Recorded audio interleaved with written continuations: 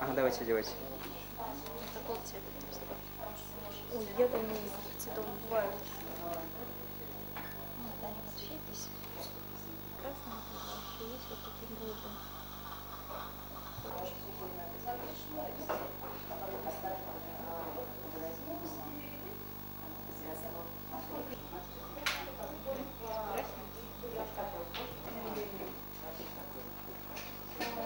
Это на 2 недели, потом мы улыбаемся. Мы так было.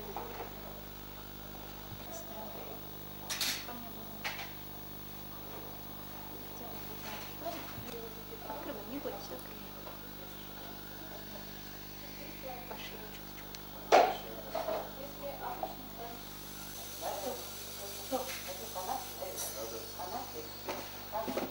Его больше не закрывай. У какого врача надо? Халат. Халат шили, да?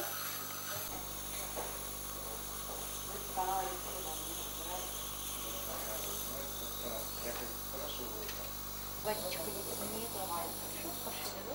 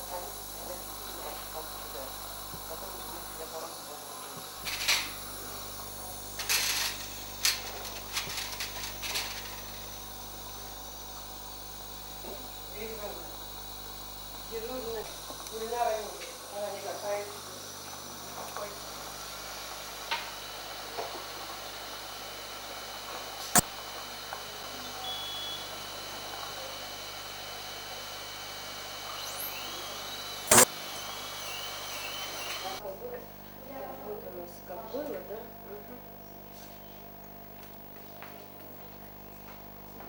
Вот у нее было до лечения. То есть слепки первоначально снимались до лечения. Ретрактор ей день. Гульнар давит. А можете вы нам немножечко еще рассказать? Что конкретно у вас?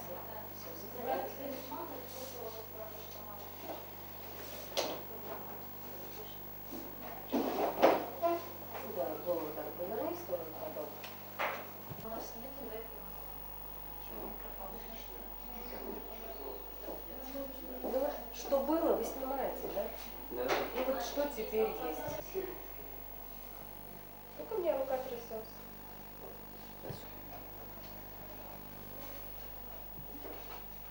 У нас пункти, вот он сейчас правильно встал уже, зубной ряд. Мне сейчас все зубы ровные. Двоечки ровные. Эйман. Одна из новых, самых делающих брекетов, одна из новых, самых, ну, таких усовершенствованных, более новая система. Система заключается в том, что дуга здесь сама свободно ходит в пазе брекета, а вот паз. Я дугу вот приподняла.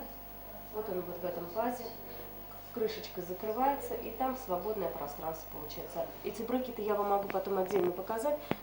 Бывает просто на прямой дуге. Тогда они подвязываются лигатурами. В данный момент они случайно подвязываются. Крышечки там открываются.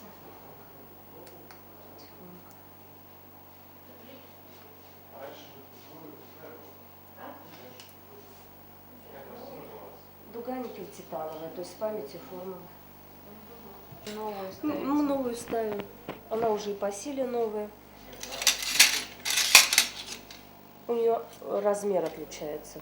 То есть никель-титан материал сам тот же, просто идет форма другая. На данный момент это прямоугольная 14 на 25. Сейчас мы поменяем на такую же прямоугольную, то есть самую сильную, 18-25, чтобы легче потом на стальные перейти и уже носить резиновые тяги. То есть, чтобы закрыть все. Такого шаблонного лечения нету. ортодонтия это такая более творческая уже работа. Ты не снял это, что говорили? А можно сейчас немножечко заново сказать с самого начала, то, что сначала какую дугу вы ставите, и потом вот немножечко рассказать про тяги, когда они ставятся. Ну, тогда я буду фиксировать, вы будете снимать, как я дугу буду фиксировать? Да. А шить я тогда обрежу, ладно, сразу, Ага. чтобы я не отвлекала.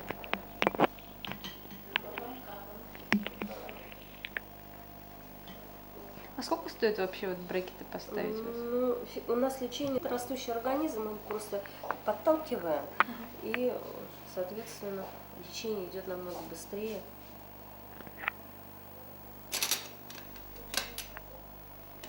Плюсы то, что не видно, а минусы то, что все-таки травматично для языка первое время. И лечение в 2 раза дольше, чем на вестибулярных брекетах. То есть вот все-таки 2 минуса есть, подольше. Но зато не видно, зато красиво. Ну, значит, после фиксации брекета мы одеваем такой же ретрейнер, обрабатываем зубы по технологии и наклеиваем брекеты. Вот. И одеваем, соответственно, самую легкую, самую первую дугу. Она либо 0,13, либо 0,14 нити. Никель титановая, то есть с памятью формы. В каждую дугу уже заложен стандартный размер челюсти, независимо от того, какая на данный момент у человека. То есть в ней вложено все то, какая вот у этого человека потом будет. Хотя они вот одинаково все размеров смотришь, а все равно вот у всех по-разному исполняется. Даже вот на этих 2 моделях вы можете посмотреть, то есть, как это еще исправилось. Вы же будете снимать, нет? Да, потом подснимем, потом. Ну и начинается так постепенно смена дуг. На деймон-системе в первое время, через 2-3 месяца, эта дуга, она сама работает без моего вмешательства, я только как бы одеваю. И раз тут идет самолигирование, дуга за 2 месяца сама все выравнивает тихонечко. Потом силу дуги мы с каждым разом обновляем, то есть она каждый раз сильнее, она более уже конкретно начинает с каждым зубом работать, сама дуга. Что нет в пластинках? Раньше же были только съемные аппараты, мы пластинками лечили. Лечение тоже эффективное, но намного длительное. То есть ребенок ее носил годами, менял по 2-3 штуки. И там мы могли работать только группой зубов. А здесь с каждым зубом индивидуально работаем. То есть положение его правильное, наклон его правильный, торг, инклинация и ротация. Ну, все вот эти вот нюансы зубов. Ну и самое главное, выровнять зубной ряд, а потом по прикусу уже все поставить. То есть каждый зуб должен иметь антагониста и контактировать с ним плотно. Вот. После того, как все мы выровняли, брекеты снимаются и начинается ретенционный период.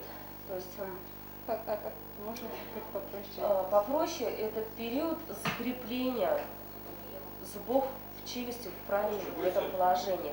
Для этого одевается обязательно аппарат. Вот. А по аппаратуру разные, те же вот съемные пластиночки или капы, они вот у нас есть. Гульнар, дай, пожалуйста, капу прозрачную. Или сзади мы клеим тонкую проволочку специальную.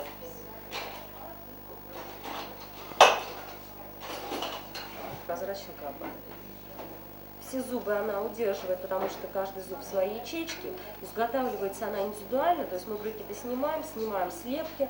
В тот же день они высыхают, и мы уже изготавливаем на специальном аппарате вакуум-формере. Все у нас есть. Вот такую капу. Она прозрачная, ее не видно. То есть пациент спокойно ее носит, окружающий даже не замечает, что у него что-то во рту есть. Ну и в какое-то время он ее носит постоянно, потом на ночь. Ну и костная ткань, она строится вокруг зуба, который мы переместили при помощи вот этой штучки. То есть зуб находится в своем положении, а костная ткань его окружает, как бы более уплотняется. Потому что какой принцип? Мы двигаем зуб, двигаем ее, конечно, с вот этими клеточками костными, балочками со всеми, но они настолько, решетка их рыхлая, что если вот не носить эти аппараты, зубы обратно идут в то положение, из которого мы их вытянули. Может быть, не так страшно будет, но все равно они будут стремиться в то положение. Поэтому ретенционный аппарат обязательно нужен. Носится, как правило, столько, сколько носила брекеты. Если вот 1,5 года лечилась, то 1,5 года как минимум должна носить этот аппарат. А до скольки лет можно ставить брекеты? Ну, брекеты можно ставить и в 50, и в 40, это будет зависеть от самой зубной системы. Если там имеется, конечно, пародонтоз, зубы все расшатанные, костной ткани мало, это той костной ткани, которую корень удерживает, то, соответственно, конечно, не поставим. Если такое заболевание имеется в 30 лет, то этому пациенту и в 30 лет нельзя ставить. Если такое заболевание у пациента там в 60 лет только появилось, то значит, до 60 лет мы ему можем ставить. Если оно у него вообще нет, то есть челюстная система у него в порядке, пародонт в порядке, вообще не ограничено. То есть вот иногда необходимо протезировать. Пациент в свое время зубы поудалял их неравномерно, у него произошла перестройка неправильная. То есть вот поставить хорошие функциональные мосты невозможно. Тогда на помощь опять идем мы, то есть мы перестраиваем, выравниваем, сдвигаем зубы в правильном направлении, их устанавливаем, и потом уже, соответственно, красивое протезирование можно сделать. Поэтому как бы мы нужны и тем докторам. А может, давайте пока это... Ну вот эти можно показать. То есть они делаются и на низ, и наверх. Небо свободное, глотать речи не мешает абсолютно. То есть когда мы их одеваем, ну может быть первые 2 часа, потому что для языка все-таки стресс. Все. Действительно ли вот красота зубов требует? Но красота зубов требует, потому что человек становится более уверенным в себе, уверен в общении с другими. Ему легче завязывать контакты. Правильно? Но только мы можем помотать головой, потому что этот аппарат, он нам все-таки говорит, мешает. Вот. А так вот у нас широко улыбается, нам совсем чуть-чуть осталось. Поэтому тут каждый день спрашивается. Тут основной результат добит, то есть мы клык поставили на место, все зубные ряды красивые и ровные, поэтому она говорит, когда мы снимем этот протез, все вот эти брекеты, я говорю, еще рано, у нас еще прикуса нету. Вот. А так она уже готова сейчас же снять, потому что при улыбке у нее уже красивая улыбка. Эти нюансы мелкие только доктор видит, что вот еще где-то что-то не так. Ну вот так, поэтому уже вот уверена, молодая девушка будет у нас. Все. А где вас смотреть БСТ? Это вот маме, наверное, будет интересно.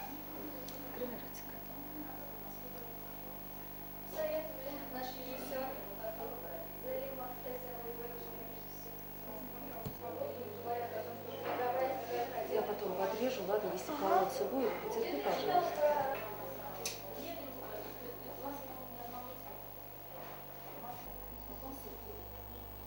Очень удобно в работе, вот так раз замочек застегнулся, все.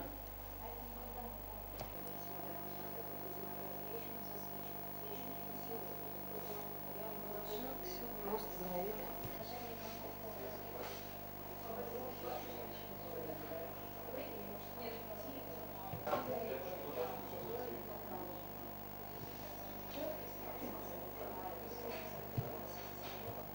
Потерпи, наверное, купите, да? Потому что я ставлю чуть длиннее.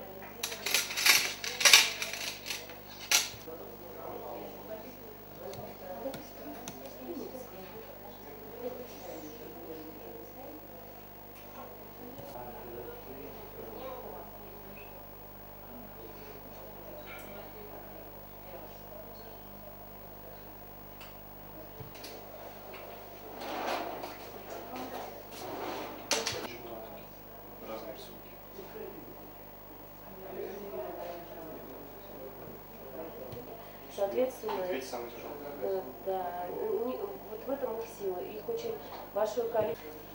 Здесь получается тоже, но диаметр другой. 1/4, а здесь 3/16. То есть толщина разная. Брекет – это система, которая Да, надо сказать, что надо сюда.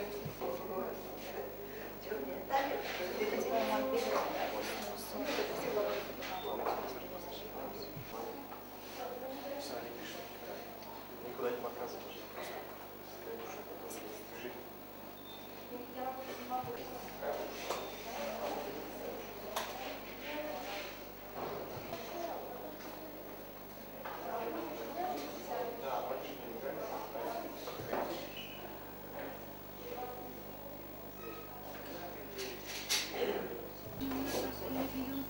это надо будет убирать.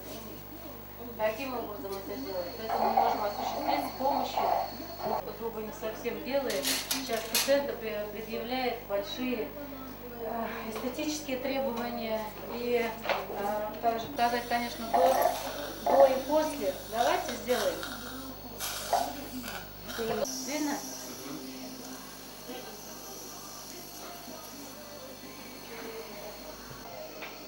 Понимаете? Да.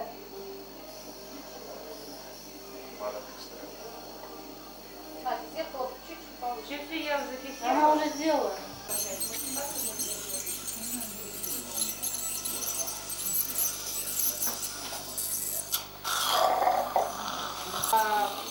По подвижным местам становится, и если не проводить профилактики, это приводит к утрате зубного ряда. Откуда можно? Процедура нужна всем и каждому, если есть показания.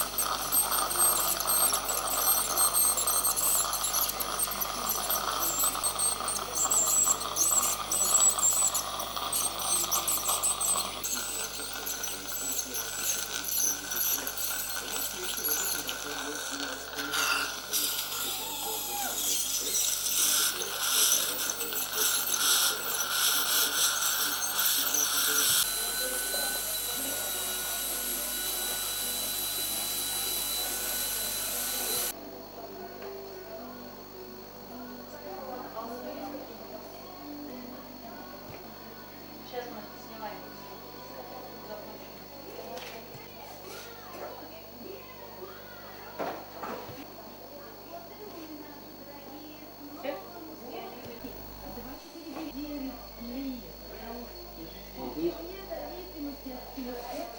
Смыл.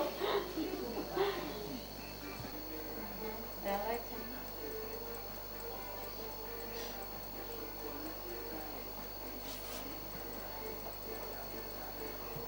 Так, 40.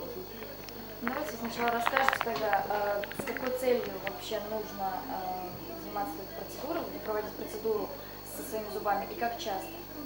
Значит так, процедуру с заболеванием отложений зубных снимать надо, забыла. Подождите. Эстетическая стоматология является снятие зубных отложений зубного камня при заболеваниях пародонта и заболеваниях как у детей и взрослых. Отложение зубного налета может происходить при недостаточном выделении полости рта, при скученности зубов, при заболеваниях пародонта. Тогда, когда скопление зубного камня приводит к рассасыванию костной ткани, образованию щелей между зубами, то есть зубной камень откладывается на этих участках, как вот мы видим на этом снимке, все больше и больше. С этой целью снятия зубных отложений используется ультразвуковой аппарат или скалеры. Процедура занимает минут 40. Снимочек можем показать до лечения. Большой снимок показать? Нет, не надо. До лечения и на эту процедуру с дальнейшей с последующей полировкой зубов и после лечения вот с таким зубом. Или вот такое чистые зубы мы можем до лечения, после лечения мы можем вам предоставить такие эстетические услуги. Заболевание пародонта приводит не только эстетическим изменениям, да, отложению зубного камня, зубного налета, но также приводит и к рассасыванию костной ткани, то есть появление щелей между зубами, к оголению зубов, к смещению зубов в разные положения. С этой точки зрения можем вам закрепить подвижно шатающиеся зубы с помощью риббон-системы. Или она у нас накладывается вот такая лента, его открыть надо. Имеется вот такая прозрачная лента, которая фиксируется на зубах с язычной, зубы вот там, дайте, с язычной поверхности и закрепляется пломбировочным материалом. Крепится вот на эти участки, совершенно не видно, не свистит. И вот такой результат мы вам можем предложить по следующему. Закрываются и промежутки между зубами, подвижность уменьшается и эстетика восстанавливается. Это при тяжелых заболеваниях. Или же, если не совсем запущенный процесс, вот такой результат мы можем вам предложить после проведенного курса лечения противовоспалительной, хирургической и ортопедической пародонтологии. Все. Плюс у вас фамилия и имя. Васильевна Надежда Александровна. Васильева Надежда. И должность. Врач-пародонтолог. Врач-пародонтолог. Здесь, так, вот шейнирование. Восстанавливается микробный пейзаж через 3 месяца. То есть, если не соблюдать гигиену полости рта, не лечить заболевания внутренних органов, как бы мы бы зубы не чистили, через 3 месяца человек еще у нас соблюдает гигиену полости рта, а через 3 месяца он обычно. Но при хорошей гигиене полости рта, при хорошей зубной щетке, зубной пасте достаточно эффективной, вот этого налета не образуется. И сам здоров должен быть. Буквально 2 момента. Ну, давайте попробуем. Да, вот с какой целью, почему именно вы каждые, допустим, 3 месяца вы говорите, да? Да. Вот. И потом уже расскажете о том, что от здоровья это зависит, то есть для пожилых людей, то есть как бы они не чистятся зубы. Значит так, заболевание пародонта это не только местная проблема, но и проблема всего организма. У курящих людей в пожилом возрасте за счет недостаточной гигиены полости рта и недостаточной омывания слюной происходит не могу.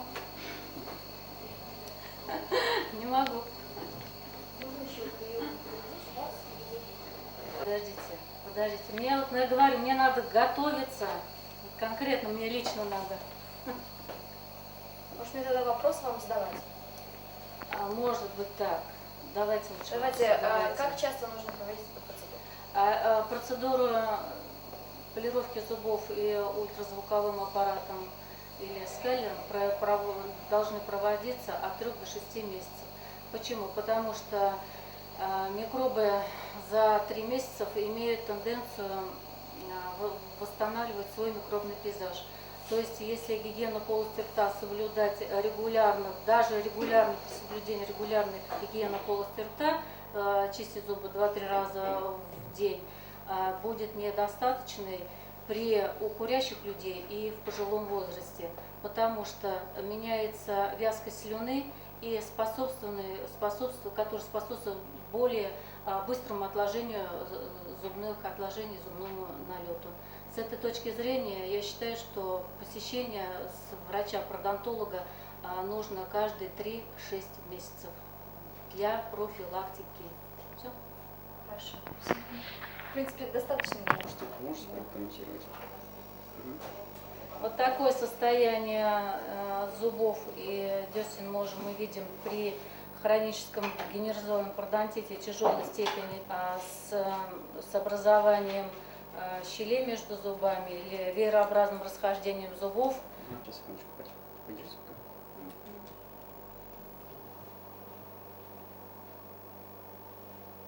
По результату мы можем... Еще чуть подержите. Область от клыка до клыка. Вокруг клыка накладывается лента. Лента. А только убралась. Делаешь, она сразу достаточно эффективные. Так что десны лечить это Вы нужно. имеете в виду какой? Скажите, пожалуйста, как происходит отбеливание зубов? Отбеливание зубов, значит, происходит два метода отбеливания.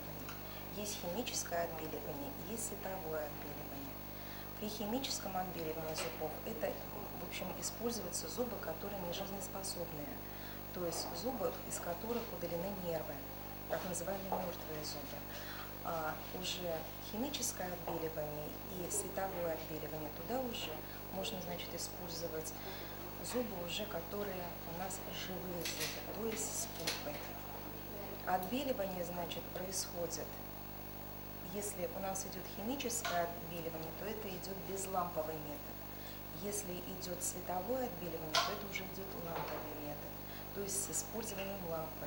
Используются системы, это апресцен-системы и система идет зум-системы. Это вот в данный момент показать-то мы, конечно, это все вам не можем, но Вообще, что происходит с зубами? Что вы делаете? отбеливание происходит, значит, если, например, там же по тонам идут зубы, если, например, у человека приходит тон зубов, например, А3, то можно отбелить до цвета А1, то есть идет от желтого цвета к белому цвету изменения. Вот То есть такие. это происходит эмаль просто получается? Да, стирается, это происходит изменение цвета эмали, если вот так вот сказать простым языком, то изменение в цвете эмали происходит. Но есть и показания, противопоказания. Противопоказания это идут, то есть дети до 18 лет не отбеливаются зубки. Затем с повышенной чувствительностью, у кого, вот, например, даже вот на загар люди реагируют, на пищу, например, реагируют вот такие вот, на острую пищу, то это тоже считается частичное противопоказание беременным женщинам. Также противопоказание идет для беременных женщин. А какую диету нужно соблюдать после отбеливания зубов? После отбеливания диета, так называемая белая диета, то есть используете все белые продукты.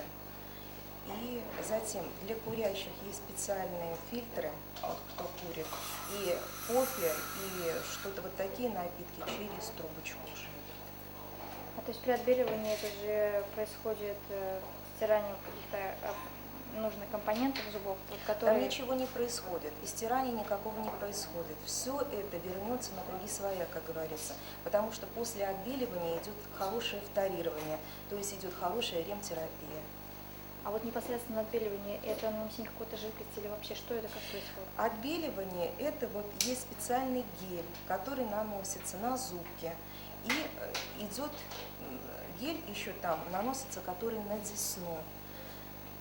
То есть там идет как защита десны идет, а сам непосредственно вот этот отбеливающий компонент, он наносится на зубки. В течение 15 минут он все это держится на зубах, потом все это смывается. Эта процедура неоднократная. Эта процедура иногда 3, иногда 5 раз, но там через определенный промежуток времени повторяется. Насколько сегодня популярно отбеливание? Но сейчас это отбеливание очень популярно, потому что все хотят голливудскую улыбку и хотят красивые зубки. А как давно стало практиковаться на отбеливание? Но знаете, это уже идет где-то лет 10, но вот к нам-то оно приходит вот только сейчас. Скажите, пожалуйста, фамилию, имя. Подали Елена Юрьевна. Спасибо. Сейчас я запишу еще раз. Они тут еще будут снимать степ. Я мешаю, да? Ты снимаешь? Даша, да? Сейчас, да.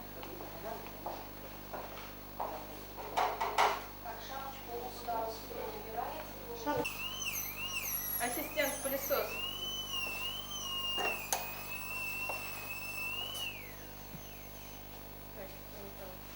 Сейчас, подожди.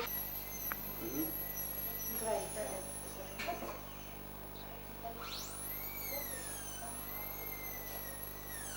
Дальше. Сейчас, давайте заново, сейчас мы все это Давайте. сделаем. Я что-то подам. Ага. Мгм. Давайте. Пистолет. А где же пылесос?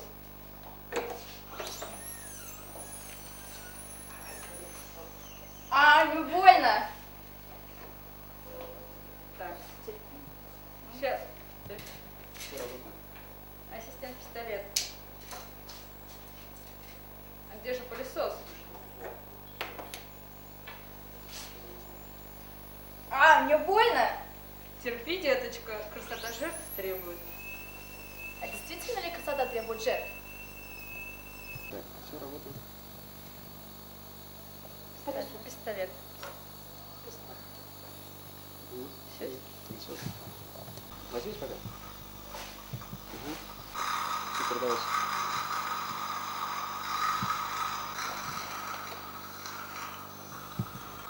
Что это? Нет, сейчас, это кто? Пылесос. Так, пылесос. Угу. Пылесос. А, давай.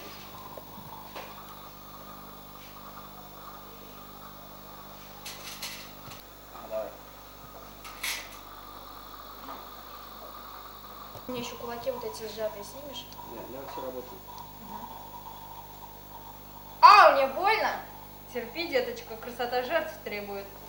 А действительно ли красота жертв требует? Все, работаем. А, мне больно!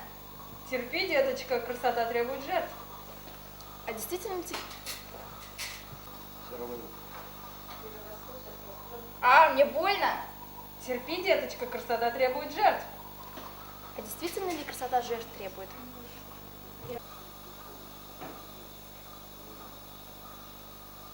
Понимаешь? Тебя. Сначала тебя снимем. А что мне делать? Просто ты испуганно лежишь, давай. Ну, мне надо в рот засунуть что-нибудь. Глаза наверное. повыше открой.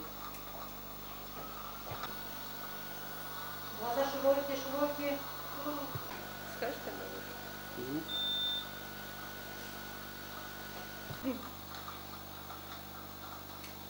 У него Басик привет. Что дальше?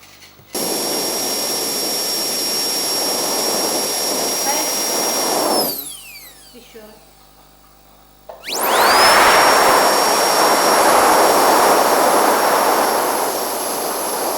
Опускаем, Еще раз. нажимаем вот так вот они будут.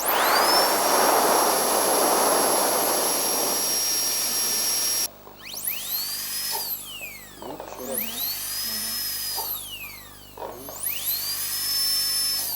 Все.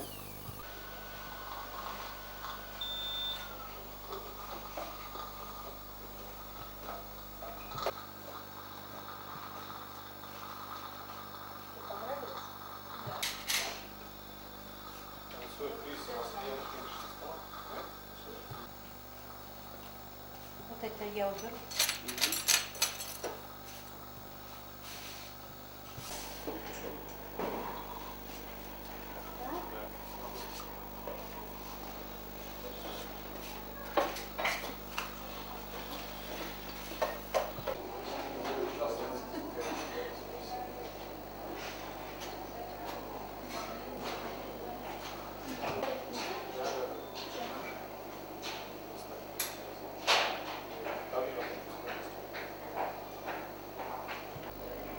Знаешь, почему? Потому что это короче, погоду у нас читает пиар-менеджер. Ваша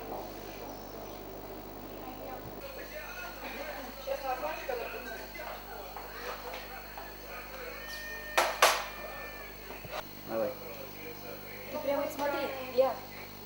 давай. Не-не-не. Давай, сходи. Давай. Злость не хватает. Давай, все, давай.